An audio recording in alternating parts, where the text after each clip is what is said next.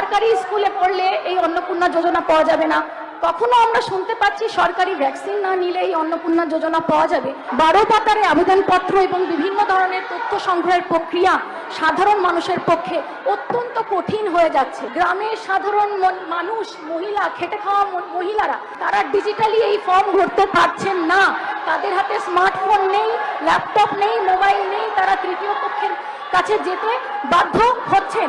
নির্বাচনের আগে এই সরকার প্রতিশ্রুতি দিয়েছিলেন যে তারা আসলে সকল মহিলারা অন্নপূর্ণা যোজনার আওতায় আসবে, কিন্তু মাননীয় রাজ্যপালের ভাষণে আমরা দেখতে পেলাম যে এই অন্নপূর্ণা যোজনার আগে একটা যোগ্য শব্দ লাগিয়ে দেওয়া হলো। আমি মহতী সদনে এই কথাটা তুলতে চাই যে এই যোগ্যতার পরিমাপকাঠি কি কি যোগ্যতা থাকলে কোনো মহিলা এই অন্নপূর্ণা যোজনার আওতায় আসবে।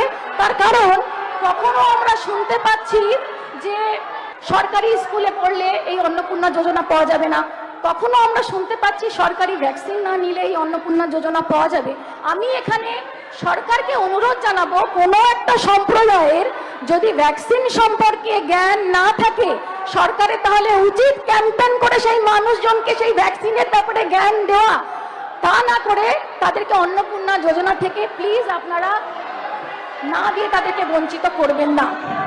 আমি এখানে উপস্থিত মাননীয় মন্ত্রীবর্গকেও অনুরোধ জানাচ্ছি, 12 পাতারে আবেদনপত্র এবং বিভিন্ন ধরনের তথ্য সংগ্রহের প্রক্রিয়া সাধারণ মানুষের পক্ষে অত্যন্ত কঠিন হয়ে যাচ্ছে। গ্রামের সাধারণ মানুষ, মহিলা, খেটে খাওয়া মহিলারা তারা ডিজিটালি এই ফর্ম ভরতে পারছেন না।